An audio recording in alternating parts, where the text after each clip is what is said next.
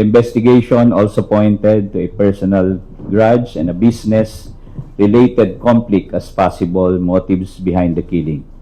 Based on the evidence gathered, on July 13, 2026 at 3:30 p.m., the QCPD formally filed complaints for 2 counts of murder under Article 248 of the RPC, as well as the violation of Republic Act 11235, otherwise known as the Motorcycle Crime Prevention Act, before the Quezon City Prosecutor's Office.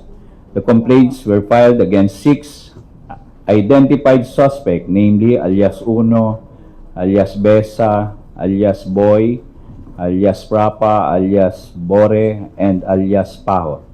The filing of these criminal complaints marks a significant milestone in our efforts to secure justice for the victims.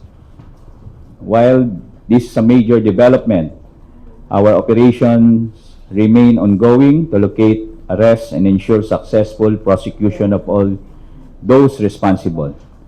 Under my leadership, the QCPD remains committed to a thorough, impartial, and evidence-based investigation, and we assure the public that we will continue to pursue every available lead until justice is fully served.